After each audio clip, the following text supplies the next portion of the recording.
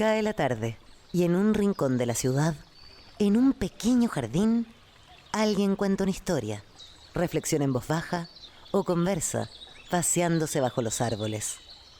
Es hora de volver a casa, bajar la velocidad y darle tiempo al tiempo. Christian Warnken nos abre la verja de su jardín para que respiremos aire puro y oxigenemos el espíritu. En Pauta, aquí comienza Desde el Jardín. Una presentación de AFP Habitat, presentes en tu presente, preocupados por tu futuro. Y Grupo Educar, construyendo el futuro de la educación técnico-profesional en Chile. Lo esencial de toda exploración será volver al propio jardín y ver las cosas por primera vez, decía el poeta T.S. Eliot. Muy buenas tardes, queridos y queridas radiovidentes. Soy Christian Warnken, el jardinero de este pequeño jardín al fin del mundo, y voy caminando, como todos los días de lunes a viernes, pisando las hojas otoñales de este magnífico otoño santiaguino por este mi pequeño jardín. Son exactamente las 7:05 de la tarde. Les recuerdo que de lunes a viernes, de 7 a 8 de la tarde, se transmite Desde el Jardín. Hace unos días atrás estábamos conversando en este programa sobre una elección extremadamente importante para el país y para el sistema de educación superior.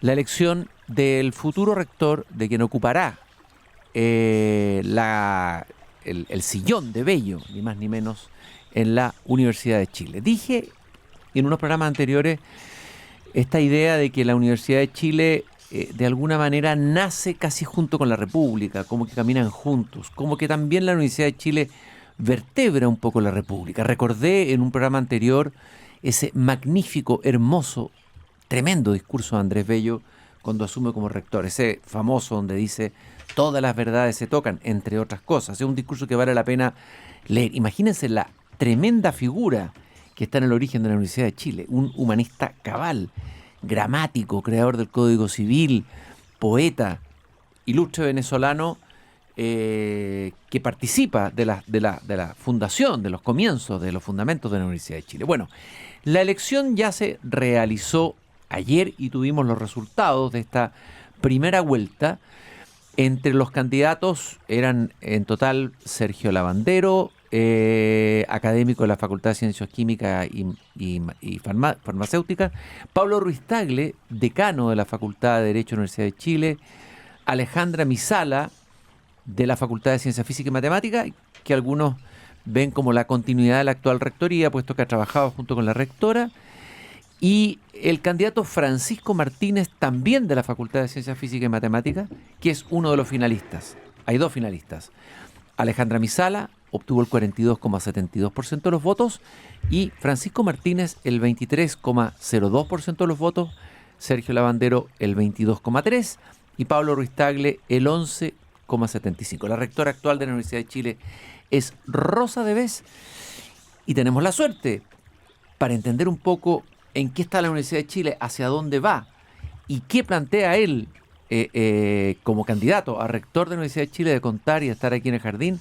Francisco Martínez, profesor titular y decano de la Facultad de Ciencias Físicas y Matemáticas de la Universidad de Chile, la famosa sede de Bochef, la mítica sede de Bochef, ingeniero civil de la Universidad de Chile y ha ocupado cargos importantes. Por ejemplo, fue jefe de división de la Educación Superior del Ministerio de Educación, integrante del Consejo del Comité Nacional de Acreditación, vicerrector de Asuntos Económicos, ha sido asesor de varios rectores, de Víctor Pérez y también de Ennio Vivaldi, y además tiene un doctorado en una universidad en Inglaterra muy interesante sobre modelación del funcionamiento y evolución de las ciudades. De eso vamos a hablar de todas maneras para conocerlo más.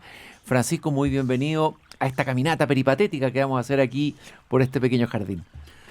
Muchas gracias, es un placer en realidad estar contigo acá conversando con la audiencia sobre el devenir de la Universidad de Chile, que la figura esta, la imagen de una universidad que vertebra al país, me suena fantástica para representar el rol de la Universidad de Chile que ha tenido históricamente y que sigue teniendo. La realidad es una institución única, hay que reconocerlo, que es una institución muy relevante para el país y por lo tanto es un honor poder estar ya en la última fase y poder pensar la universidad, el futuro y con ello también el país. Tú es una vida entera que has pasado en la universidad. ¿Cuántos años? ¿40 años en la Universidad de Chile, más o menos? Bueno, yo entré el año 77 a la Universidad de Chile a estudiar y desde ahí, excepto por un periodo que estuve en el gobierno a cargo de la reforma de educación superior, en Bachelet 2, he estado siempre en la Universidad de Chile. Y cuéntame una cosa, tú dijiste que era única la Universidad de Chile, en un cierto sentido única dijiste. ¿En qué sentido es tan única la universidad en un sistema donde hoy día hay muchas universidades? Antiguamente lo que existían eran las universidades estatales o públicas y de pronto irrumpieron la universidad privada. Hoy día el mapa, la geografía universitaria es mucho más compleja y variada. ¿En qué sentido la Universidad de Chile es única?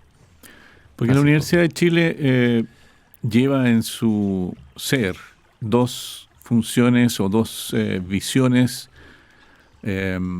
dos misiones que intentan converger siempre. Una es la excelencia, que es un gran reto, un permanente reto de construir excelencia superándose a sí misma. Y eso es una cosa que está en el ADN fundamental de todos los académicos, los estudiantes, los funcionarios, que nos jugamos la vida por eso, ¿no? Damos la vida por eso, de verdad. O sea, la academia es exigente y requiere tiempo completo, incluyendo fines de semana, muchas veces porque es un pensar profundo para poder llegar a esos niveles.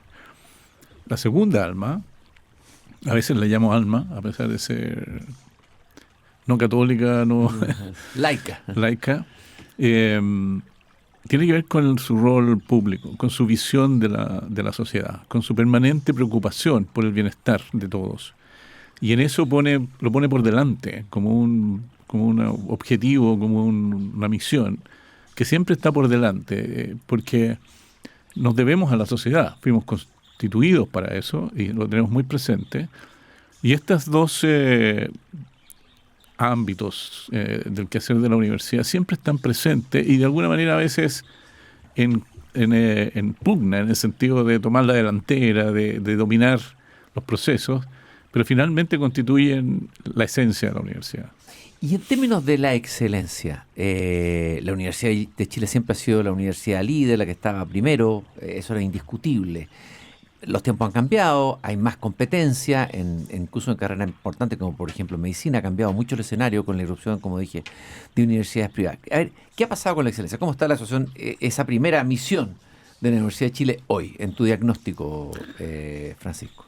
Mira, la excelencia es un concepto difícil de medir objetivamente y hay muchos rankings que lo hacen. Y dependiendo del ranking, la Universidad de Chile sigue siendo primera o puede ser segunda, dependiendo de lo que miren. Cuando se mira, por ejemplo, la relación con la industria, el impacto que tiene o la opinión que tienen el sector privado, en general nosotros retrocedemos un poco. Cuando se miran otras cosas, como por ejemplo publicaciones de alto impacto, etcétera, más vinculado al área científica probablemente tal, nosotros solemos estar primero. Y por lo tanto existen dos universidades que son líderes en términos de excelencia, mídela como las mides, que son naturalmente la Universidad Católica de Santiago y la Universidad de Chile. Así que tenemos dos muy buenas universidades en el país que son de rango internacional y seguro entre las importantes de Latinoamérica, las más importantes.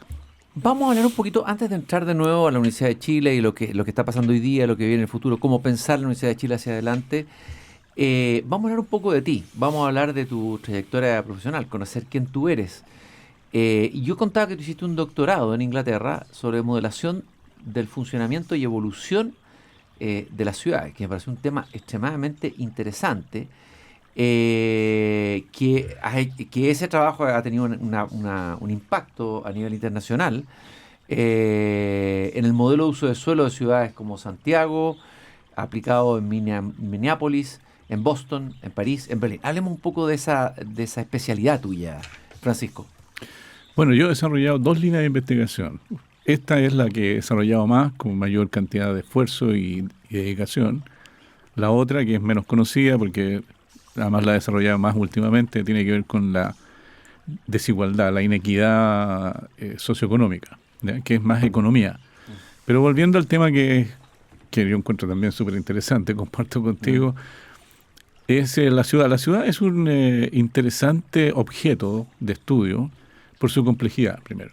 Son miles de actores, de agentes que operan en este espacio, en un espacio que tiene que tener una cierta accesibilidad, tiene que tener una cierta estar contenido en un espacio, no puede dispersarse demasiado porque entonces pierde la cualidad.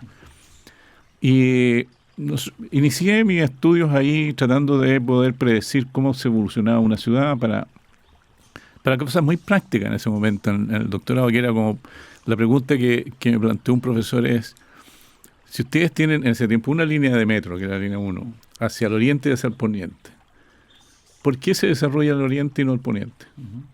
Económicamente, ¿cierto? Ya. Bueno, como eran economistas, ellos esperaban que yo hiciera una correlación, algo del estilo econométrico. Pero yo soy ingeniero, traté de entender las relaciones y que estaban detrás de eso para generar ese proceso. Y así empecé a tratar de descubrir cuál era la mecánica de una ciudad, cómo funciona. Y desarrollé un modelo teórico, económico, del comportamiento de todos los agentes, cómo operan, cómo toman decisiones, tanto en las decisiones de dónde localizarse, cómo se localiza, cómo se estructura la ciudad, como el transporte, o sea, cómo se mueve la gente en la ciudad. Y no solamente la gente, también la industria, los servicios, etcétera. ¿Y qué aprendiste, por ejemplo, en la ciudad de Santiago? Si aplica este modelo, viendo que simplifique, obviamente algo que es mucho más complejo, pero ¿cómo podríamos mirar esta ciudad hoy a partir de este modelo teórico? Bueno, yo la primera vez que lo usé fue para Santiago. De hecho, lo pensé para Santiago. Y lo que primero que observé es que en esa época el área de Conchalí, esa zona, no tenía desarrollo avanzado, tenía desarrollo más bien precario, si tú quieres, más bien poblaciones. Y pasando la loma del Cerro San Cristóbal estaba toda la riqueza del país, básicamente, ¿cierto? Concentrada, muy concentrada. Y observé que había una distancia de precio del suelo tan grande que era obvio que esto iba a rebalsarse hacia esa zona. Y ahí predijimos que eso iba a ocurrir, lo demostramos en el modelo, que eso iba a ocurrir mucho antes de que ocurriera, por supuesto. Ese fue un efecto de estas predicciones. Y la ciudad tiene una característica que además empezó a surgir muy evidentemente, que es muy segregada. Extremadamente segregada. Y eso tiene enormes connotaciones de la cultura, del impacto que tiene en la población, en la forma de vida. Y entonces empezamos a investigar más de por qué se producía y en qué grados, cómo medirlo y cómo predecir lo que iba a ocurrir. Un estudio interesante que puso a prueba esta discusión fue que nos pidieron estudiar cómo se desarrollaría el Parque Cerrillo cuando se saliera del aeropuerto. Todavía hay aeropuerto en esa época. Entonces la idea era poder desarrollarlo ahí, según los desarrolladores urbanos, un ambiente más de socioeconómico alto o medio alto para poder redistribuir un poquito de esa gente. Nosotros mostramos que eso no iba a ocurrir, que iba a ocurrir una clase media, media baja, media, porque el modelo decía eso, y finalmente eso es lo que ocurrió. Y se demoró muchísimo en desarrollar, porque intentaron que se le subiera el precio, que tuviera más llegada de desarrollo económico más alto. Y desde esta mirada de tu modelo y lo que tú has estudiado de la ciudad, cómo una ciudad que ha sido muy segregada, ahora está menos segregada? ¿Hay un posible futuro de menos segregación y cuál sería cuál sería el cambio de paradigma? Porque una ciudad sea menos segregada y si pudiéramos compararla tal vez con otra ciudad en otra parte del mundo, con Latinoamérica. Las ciudades latinoamericanas en general tienen segregación, pero no tan con la geografía que tenemos nosotros. La geografía también afecta la forma de la segregación. En otras partes aparecen como zonas mezcladas con otras zonas, pero que son muy segregadas, pero no tan segregadas. Las favelas de Río de Janeiro, por ejemplo, que están encima, ¿no es cierto?, ejemplo, de la ciudad, ¿no es cierto? Uno las ve, puede caminar hasta ellas. Ahora, nosotros tenemos una geografía que marca eso, y eso es una determinante de cómo se va desarrollando. La historia cuenta que la ciudad primero creció hacia el norte, se desarrolló hacia el norte, las grandes casas que aparecieron por ahí, por Independencia, etcétera, Recoleta, y las barriadas se pusieron atrás. Y entonces se movilizó hacia el sur. Y se apareció el barrio República y toda esa zona, que casas muy hermosas, Cauciño, la casa de Cauciño. Y de nuevo, hacia San Joaquín, las barriadas se empezaron a localizar en ese entorno porque ahí encontraban trabajo. Finalmente se desarrolló hacia los cerros, donde ya estaba más contenido el espacio. Y ahí se pudo, nadie lo intentó, pero se produjo esa contención y se mantuvo segregado. Tú publicaste un libro, Microeconomic Modeling, de la ciudad, ¿no es cierto? Y que esta teoría, entiendo, está orientada a explicar la existencia de una ley universal en la evolución de la ciudad. Esto me llamó la atención. A ver, ¿qué ley universal? A mí también me llamó la atención. Sí, la verdad que fue una sorpresa porque no la busqué. Nosotros desarrollamos el modelo, lo aplicamos en varias ciudades del mundo sin saber que había una ley universal a la cual teníamos que atenernos. Y vino, para un congreso que organicé, vino un académico físico que estaba estudiando estos fenómenos, lo había estudiado en los organismos, en las empresas, en las ciudades. Y él había demostrado que ocurría una ley que se llama la ley de potencia, es decir, que 1 más 1 es más que 2. O sea, si tú te juntas 2, produces más que la suma de los 2 separados. Eso hace que juntarse sea muy atractivo, porque entonces la producción es mucho más que la suma de las partes. Y él lo demostró empíricamente. Y mostró muchas ciudades del mundo y generó un libro que se llama Scales, Escalas. ¿Ya? Y que es muy interesante porque muestra esto ocurre en los organismos, en los seres vivos, en muchas partes. ¿Ya? Y está toda la física ahí, las fractales, etcétera. Muy interesante. Entonces yo me pregunté si es que nuestro modelo tenía algo que ver con eso. Me pasé varios años tratando de demostrarlo y la verdad es que se me puso bien complicada la matemática, hasta que un día, no sé, una epifanía, ¿tuviste? Una epifanía fantástica, realmente, ¿ya? Logró colapsar en una ecuación simple, clara y de muy buena interpretación, que decía que lo que produce una ciudad depende del tamaño de la ciudad, la cantidad de agentes, la cantidad de personas, y de un factor que tiene que ver con la diversidad. O sea, quiero decir, si una ciudad es cero diversa, o sea, son puros clones, todos iguales, todos quieren hacer lo mismo, ese efecto exponencial no se produce. Ajá. Y la diversidad genera una mezcla necesaria y conveniente para que se produzca ese factor exponencial. ¿Y esta ley sirve para Nueva York, sirve para Lima, sirve para Santiago, sirve para una ciudad en África? O sea, sirve porque, fíjate que cuando logré eso, empecé a pensar por qué se produce eso, de dónde viene. Y como es un modelo matemático, yo podría investigar hasta el mismo individuo por qué se produce. Y el origen está en que nosotros somos racionales. Ajá. Y mientras sean seres racionales, ese fenómeno se va a ocurrir. Y lo puedo explicar en simple. Si yo tengo un montón de opciones y siempre elijo la que me parece mejor, y todos hacemos eso, generamos siempre, no una distribución normal, o sea, como si fuera arbitraria o aleatoria, sino que tendiendo siempre a maximizar algo. Y eso es lo que produce efectos, genera en el agregado de toda la ciudad, etcétera, genera este fenómeno de escalamiento. Ese fenómeno se ve muy claramente en el valor del suelo, ¿eh? Ajá. Porque el valor del suelo recoge ese producto, ese valor en el suelo, y uno ve cómo entonces se genera, sube, mientras más crece el producto de la ciudad, la gente se hace más rica y todo eso, el suelo sube. Ajá. Y de alguna manera te extrae esa riqueza. Sí, claro. Me acordé de un verso del poeta Baudelaire cuando estaba cambiando la ciudad de París, cuando vino la renovación urbana con Huysmans, y Baudelaire se paseaba por un París que ya no era el mismo. Decía, la ciudad cambia más rápido ahí que el corazón de un mortal, decía Baudelaire. Eso decía Baudelaire sobre París, ¿no? Que tuvo una transformación urbanística gigantesca. A ver, un ingeniero que trabajó en una teoría como esta, que trabaja en una investigación científica, ¿Qué hace que se salga de eso y decida entrar en la política? Digo, la política en el sentido amplio, no la política chica. La política es postular a la rectoría, competir en una elección. ¿Qué hace? ¿Qué te hizo dar ese salto? Porque es un riesgo, ¿no? Si tú no imaginarías que alguien que está metido en investigación, que su pasión es esa, esto es entrar en otro mundo de acuerdos, de negociaciones, hay cosas ríspidas. ¿Qué te hizo? ¿Qué pasó ahí? La verdad que, siendo honesto, nunca me salí ni entré. Siempre tuve una motivación por lo que pasaba en el entorno, por la organización social, por la política en general. Entonces siempre estuve ligado desde el colegio, en jefes de curso, etcétera.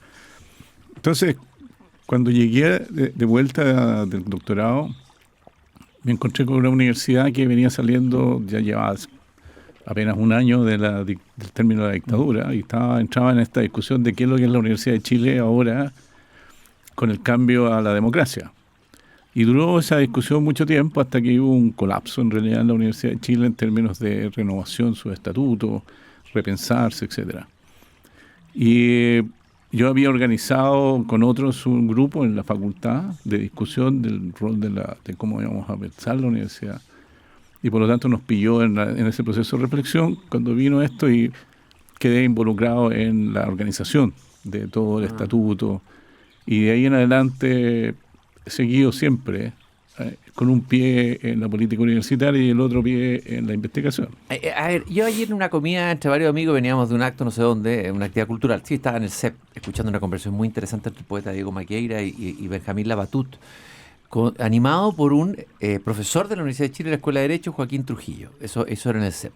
Y había una mesa amplia y estaban conociéndose los resultados. Y hay gente de la Chile que estaba interesada. Otros nadie se interesaba en el resultado, eso es la verdad, pero los de la Chile, a ver quién ganó, qué pasó.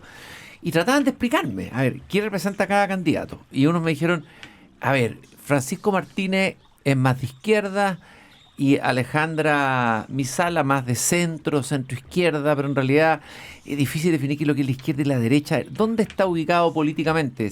¿Sirven esas categorías en el caso de esta elección? ¿Y dónde te sientes tú, digamos? A ver, yo creo que sirven a un nivel muy, muy general, Ajá. porque la academia tiene otros fenómenos relevantes que ocurren en la discusión y que son tan relevantes como tu percepción de la política.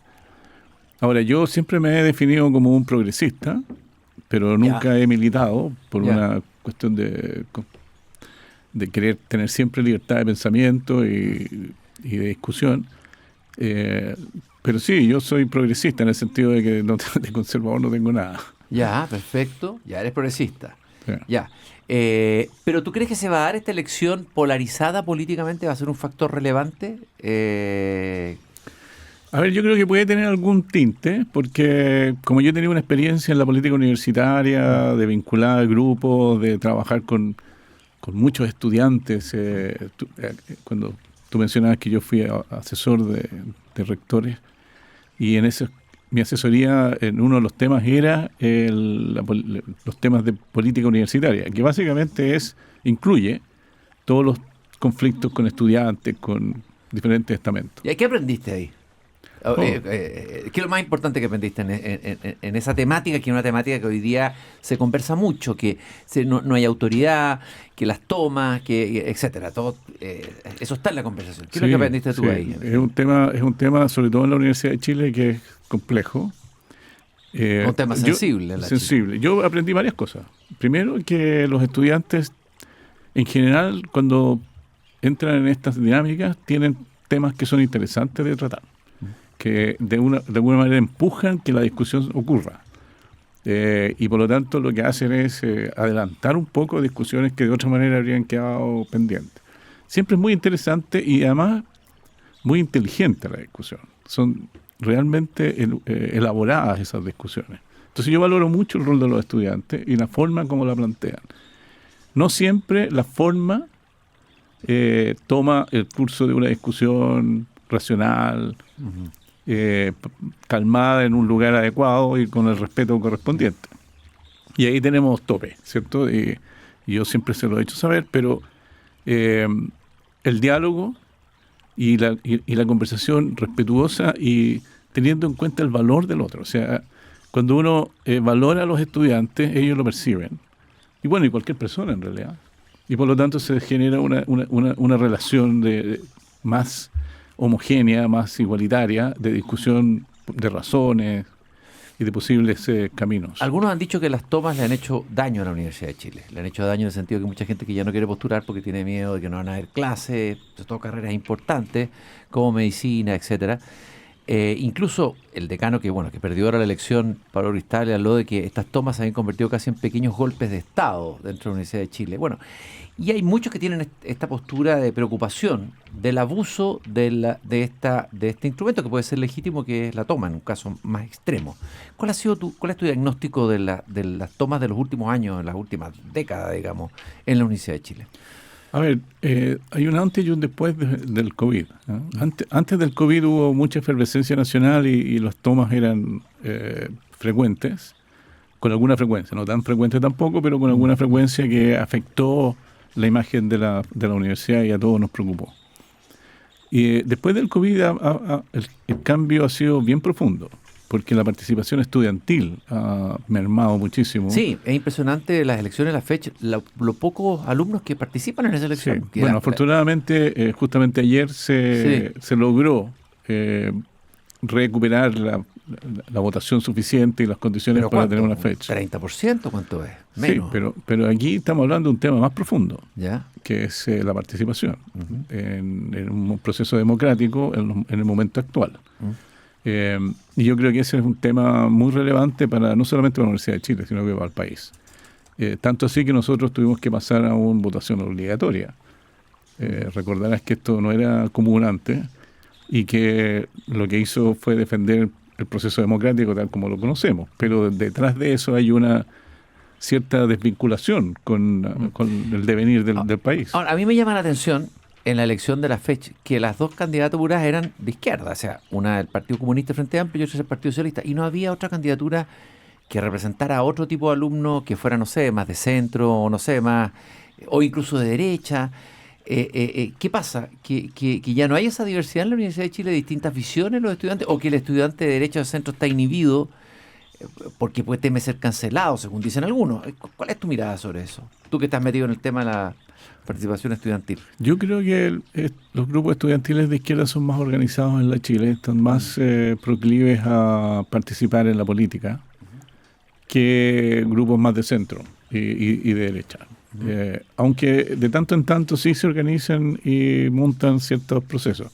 Pero en esta situación en que ha estado bien delicada la participación, estos son los grupos que han logrado armar algo, porque ha costado mucho, son años de poder recuperar de una federación que tiene una larga historia y también ligada a la historia de Chile. La Federación de Estudiantes de la Universidad de Chile fue importantísima, estaba la revista Claridad, en fin, tiene una historia potente en la década del 30, 40, lo que fue la fecha en ese entonces. Estoy conversando con Francisco Martínez, decano de la Facultad de Ciencias Físicas y Matemáticas de la Universidad de Chile.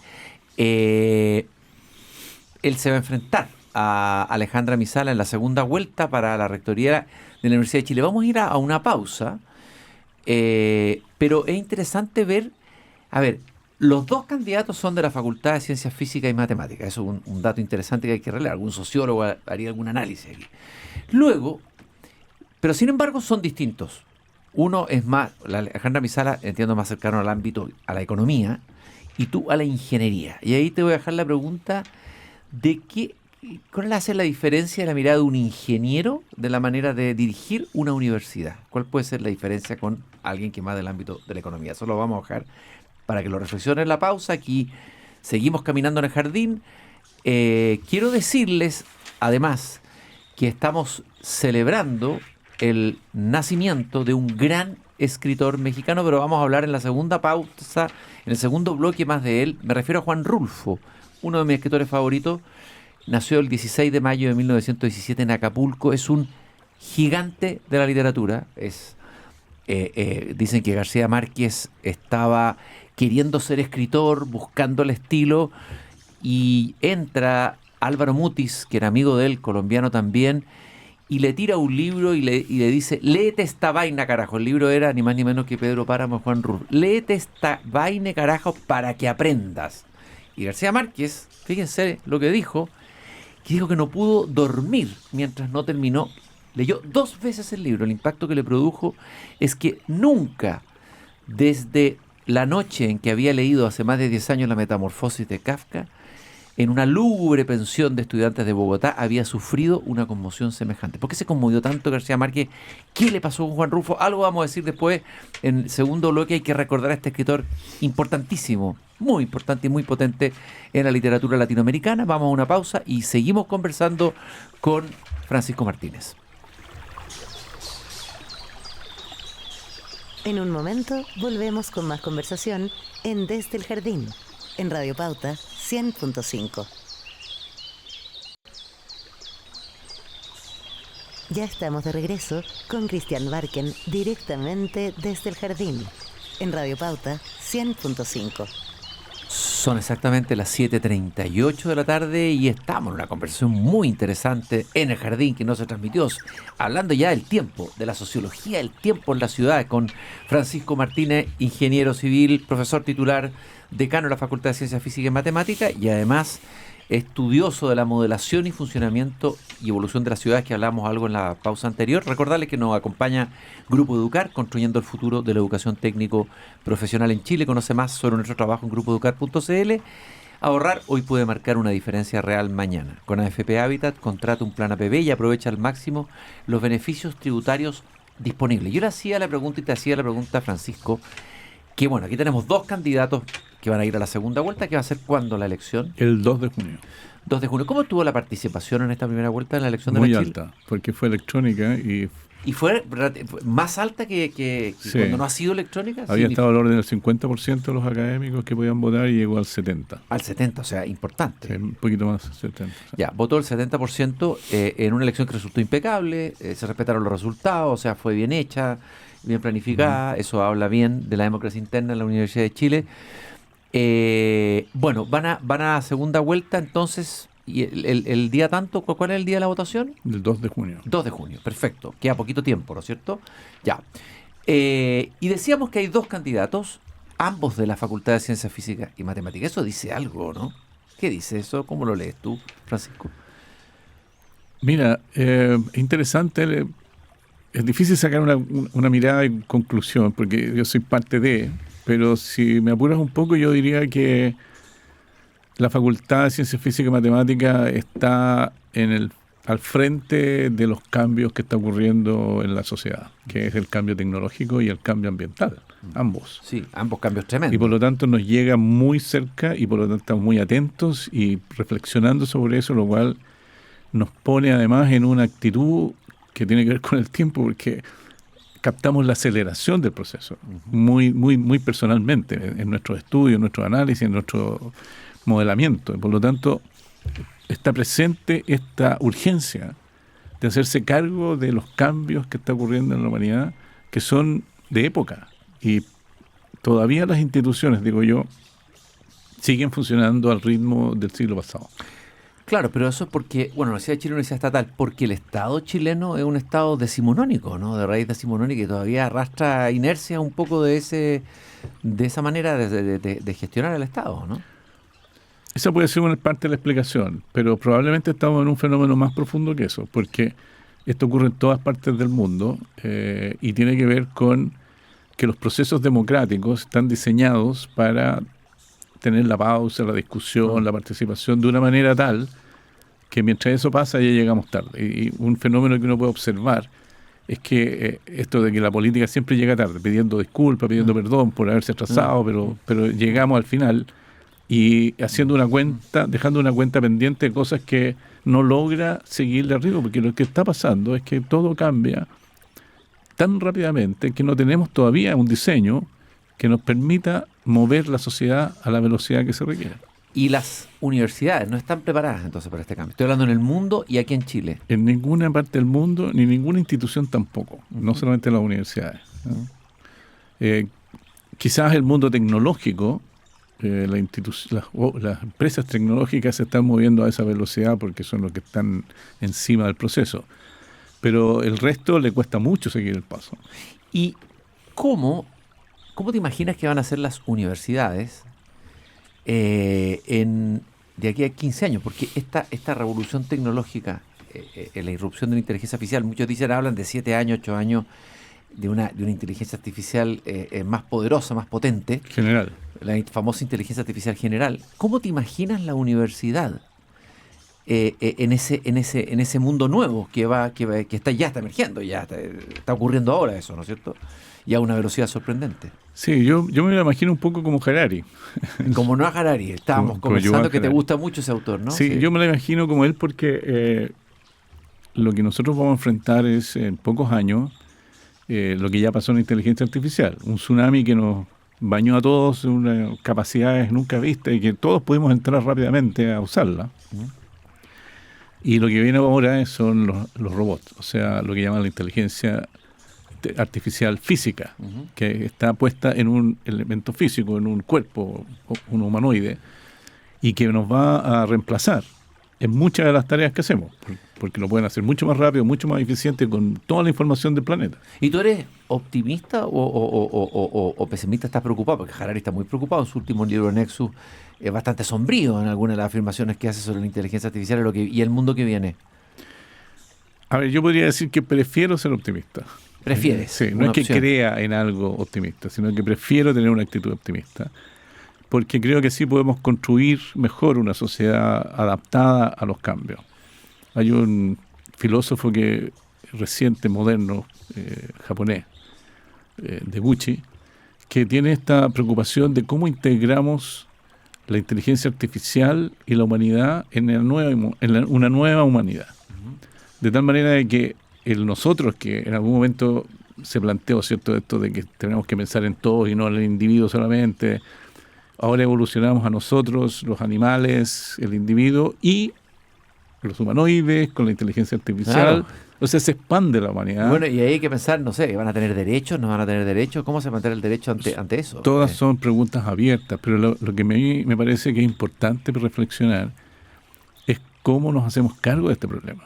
Ya, pero la universidad específicamente, ¿cómo la ves tú? ¿Cuál va a ser el papel, el rol de esta Universidad de Chile con ese mundo ya inmerso en ese nuevo mundo que tú mismo estás describiendo? A ver, a mí como candidato a rector me preocupan dos cosas esencialmente. Primero, que estemos preparados para poder adaptar la universidad a esos cambios y dejar esta parsimonia del siglo pasado. De alguna manera ir avanzando en esa dirección, y que no significa cambiar de A a B, significa aprender a moverse a otra velocidad y ajustándose a los cambios que vienen porque no sabemos cuáles son. Yo uso la frase de que no hay lo único que es predecible el futuro es la incertidumbre que tiene. Nada más, no sabemos mucho más cómo va a ser.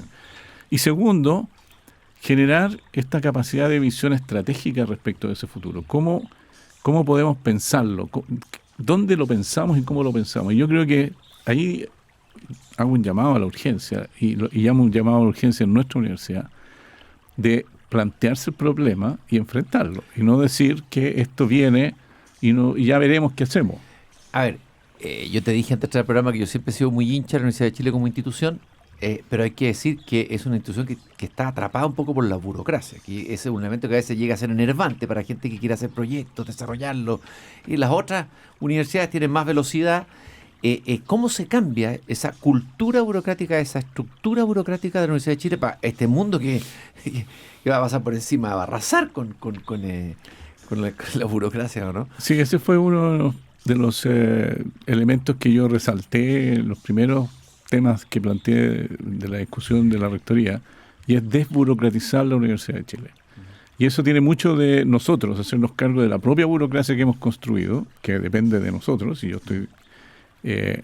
un tema es desburocratizarla con un equipo y meter tecnología, estandarización, simplificación de procesos.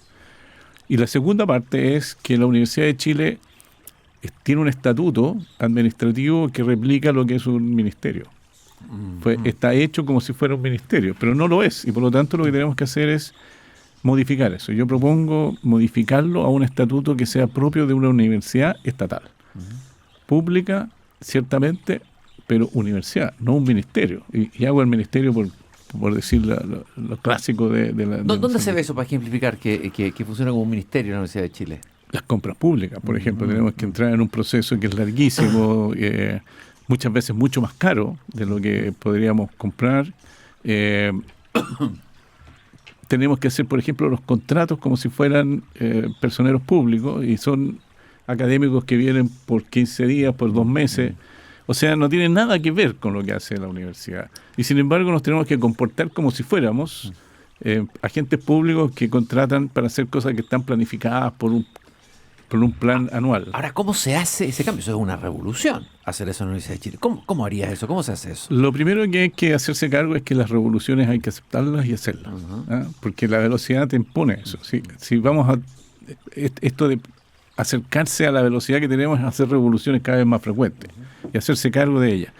Y se hace muy fácilmente haciendo propuestas, diseñando algo que funcione, que se haga cargo de las dificultades que puede tener, y diseñarlo de tal manera que sea aceptable y llevadero. Y eso se presenta como un plan, un proyecto bien diseñado, porque esa estrategia lo que hace es acelerar el proceso de discusión. Te permite concentrarte en algunos aspectos y lo demás ya está resuelto. Y eso, en vez de decir, enunciar problemas, tú planteas soluciones. ¿Hay sectores de la Universidad de Chile o hay facultades que son, voy a decir algo fuerte, se han modernizado mejor, se han desburocratizado un poco más que otras, funcionan mejor que otras? Eso es lo que se dice hacia afuera. ¿Qué piensas tú de eso? Bueno, un poco la presión externa y la situación de las facultades es distinta. Las humanidades tienen una situación muy distinta a las ingenierías, por ejemplo, o a las medicinas. En particular, en ingeniería nosotros estamos muy demandados por muchos proyectos, gran cantidad de actividad, y por lo tanto tenemos que resolver los problemas sea como sea, estamos obligados. Y por lo tanto, claro, nuestra agilidad, pero también nuestro gasto en personal dedicado a resolver este problema es mucho mayor. Y por lo tanto lo que hace es escalar el problema y darle la velocidad a punta de una muy gran capacidad de gestión.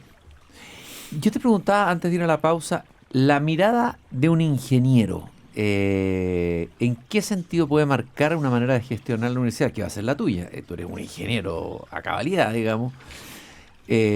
¿Cómo marca, crees tú, la manera de conducir una universidad? Bueno, los ingenieros, en particular los ingenieros civiles, yo soy ingeniero civil. Los ingenieros civiles, ¿ya? Tenemos esta capacidad de pensar en grandes obras y saber que es complejo, que es grande, que requiere mucho pensamiento y detalle y rigurosidad, pero estamos dispuestos a enfrentarla y a transformar lo que sea necesario a la naturaleza. Y esa es parte de nuestro ADN. Por lo tanto, las transformaciones que yo estoy proponiendo para la universidad tienen que ver con eso. O sea, es decir, ver la escala adecuada con la cual tú tienes que enfrentar el problema para poder realmente dar un salto relevante en vez de moverse en el margen de la administración. Francisco, ¿cómo ves tú este debate sobre el acortamiento de las carreras? ¿Qué tipo de carreras ves tú que, a propósito del contexto nuevo que viene, este mundo nuevo que viene, cómo te imaginas carreras del futuro? ¿Cuáles carreras tienen futuro? O carreras que a lo mejor no existen. ¿Qué va a pasar ahí y cómo lo abordas tú eso? Bueno, vamos a hablar de un futuro cercano, porque el futuro más lejos es difícil de... Pero van a haber cambios potentes aquí a 7 años. Seguro. Sí. Yo creo que la discusión es relevante. El mundo tiene una estructura de carreras que nosotros no hemos acogido, pero tenemos nosotros situaciones de borde que debemos hacernos cargo. ¿Qué quiero decir? Nosotros producimos académicos, estudiantes profesionales que podrían estar divididos en 3 ciclos. Uno de 2 años de preparación fundamental, uno que se llama licenciatura, que es una especialización, y un tercer ciclo que es lo que lleva a un título universitario. Uh-huh. Bueno, las universidades europeas y estadounidenses llegan hasta el segundo ciclo. Y por lo tanto en eso no somos tan distintos, excepto porque nuestros estudiantes llegan bastante poco preparados en este país. Tú sabes que la educación escolar tiene un déficit. Pero podríamos igualar los 2 primeros ciclos. El tercer ciclo es el cual estamos en discusión. Pero en Chile nosotros habilitamos a los profesionales. En otros países no. El estudiante sale con un grado, pero no puede firmar ningún plano, no puede firmar ningún documento como abogado, etcétera, menos como médico. Uh-huh. Y por lo tanto el tema de la habilitación es un tema fundamental. Uh-huh. Hay otro tema que también es fundamental, y es que las universidades que hacen investigación, su principal financiamiento viene de la matrícula. Y por lo tanto, si uno acorta las carreras, va a generar un gran impacto porque la investigación en Chile no se financia. Ese es otro punto, una pelea que hay que dar ahí, ¿no es cierto? Por supuesto. Es porque lo, no que, hay- lo que se puede considerar inútil. Yo el otro día hablaba aquí en el programa de un maravilloso libro de Núcleo Ordine que se llama La utilidad de lo inútil, que ciertas investigaciones que pueden parecer inútiles en un primer momento resulta que al final pueden ser tremendamente trascendentes, que eso es parte fundamental del desarrollo de la ciencia. No, por supuesto, o sea, todos los empleos, lo que yo me refería al tema es que todos los empleos que hay provienen de algún avance científico, humanista, que se realizó en la historia. Y por lo tanto, si queremos frenar el desarrollo, frenemos la producción científica, y eso está claro. Y si queremos acelerar el desarrollo sin producción científica, lo único que vamos a hacer es un pseudo desarrollo, que es vender recursos hasta que se agotan y sin tener ninguna capacidad industrial y de creación. ¿Qué pasa con la multidisciplinariedad? Es decir, he escuchado por ahí que en alguna universidad en el mundo está habiendo mucho cruce, de repente cruces bien impensados entre carreras científicas y carreras artísticas. Hay ahí todo un campo en el mundo de la multidisciplina que creo que se abre hoy día, que a veces es una posibilidad maravillosa o interesante, ¿no? Efectivamente, y una de las transformaciones que queremos hacer y que proponemos es hacer núcleos multidisciplinares. Es decir, concentración de capacidades de diferentes disciplinas para abordar un problema relevante en el país. Un ejemplo es la transformación de la medicina en medicina digital, con tecnología. Y por lo tanto juntamos ingeniería con medicina y estamos haciendo una carrera en la intersección que es multidisciplina. Pero hay muchos ejemplos. Por ejemplo, energía. Energía no es electricidad, no es carbón, no es litio, es todo eso. Y por lo tanto hay que construir un nuevo profesional que proviene de una formación multidisciplinar, y para eso lo que pensamos hacer, no facultades nuevas, no organizaciones pesadas, sino lo que llamamos escuelas o núcleos multidisciplinarios, que lo que hacen es resolver ese tema desde todas las instituciones que tenemos, de todas las unidades. Ahora te voy a aterrizar algo más prosaico. Está muy interesante lo que estábamos hablando, algo más prosaico. Imaginemos, esto es ciencia ficción, no, política ficción, que llega el ministro, un ministro que pueda hacer, que pueda producir rabia, molestia, un ministro del Interior llega a la Universidad de Chile, tú estás de rector, y ocurre algo parecido a lo que le pasó a la ministra Lincolado de Ciencia en la Universidad Austral de Valdivia. Está en riesgo su integridad física, hay grupos afuera vociferantes que están gritando, que puede la posibilidad de atacarlo. ¿Qué es lo que harías tú como rector en ese momento? ¿Llamaría a la fuerza pública? ¿No la llamaría? ¿Cuál es la manera de resolver aquello que fue un tema de tanta discusión y conversación en los medios de comunicación en semanas atrás? A mí me ha tocado vivir eso, en las dos direcciones. ¿Ya? He tenido que enfrentar a carabineros cuando están en riesgo los estudiantes y conversar con ellos para resolver la situación. Y también estaba en la otra situación de tener que enfrentar a los estudiantes para que no pasen a llevar los respetos y la autoridad muchas veces. Así que lo que hay que hacer es eso. Uno, poner la barrera y la autoridad en uno u otro sentido para que lograr que eso tome un curso razonable y respetuoso, sin perjuicio de que la gente se pueda manifestar, ojalá dialogando o manifestándose, pero sin agredir a nadie. O sea, ¿estás de acuerdo con lo que dijo Carlos Pello en una columna de Mercurio, que el tema de fondo es el debilitamiento de la autoridad del profesor, de la autoridad del padre, un debilitamiento, una especie de anomia y debilitamiento de la autoridad en la sociedad, en las familias, etcétera?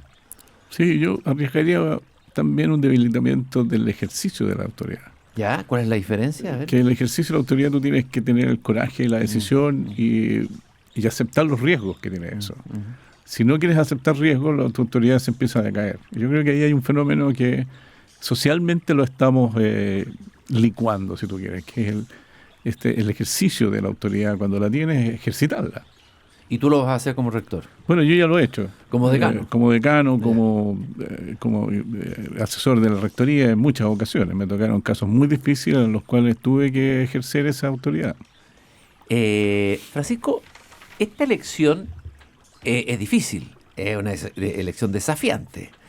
La candidata Misala obtuvo el 42 y tú tienes el 23, o sea, tienes que movilizar muchos votos detrás tuyo de las otras candidaturas, no sé si son dueños de los votos, pero ¿cómo vas a enfrentar, cómo vas a abordar y qué vas a proponer para poder movilizar los votos que necesitas para construir una mayoría que te va a costar más que la candidata Alejandra Misala? Bueno, yo he levantado una propuesta que básicamente lo que pretende es, podríamos llamar así, modernizar la Universidad de Chile o transformar la Universidad de Chile para los tiempos del siglo XXI, para las necesidades del siglo XXI y para las necesidades que tiene el país también, para servir al país correctamente. Y eso básicamente tiene que generar mayor autonomía, porque uno no puede transformar una institución sin tener la autonomía para hacerlo. Básicamente tienes un tema muy grande de recursos y tienes un tema de autoridad. El tema de recursos es re importante, porque si tú no tienes recursos, ¿cómo vas a empezar a reubicar recursos que ya están suficientemente gastados? Entonces, crecer es la estrategia, crecer la Universidad de Chile, hacerla crecer en varios ámbitos para poder construir un espacio de autonomía mucho mayor, que no dependa única y exclusivamente de que el Estado decida financiar la investigación, financiar mejor las universidades. Si eso ocurre, nosotros estaremos muy agradecidos y contribuiremos hacerlo, pero este es un crecimiento endógeno en 4 ejes: la matrícula, la educación continua para profesionales, la investigación vinculada al medio, nosotros hemos hecho hartos ejemplos de eso, interesantes experiencias que queremos transmitir a la universidad desde donde he estado yo en el decanato, y desburocratizar. Esos 4 ejes nos van a permitir crecer. La educación continua, brevemente, un tema interesante. ¿Cómo te imaginas esa educación continua y por qué es tan importante para las universidades en los años que vienen?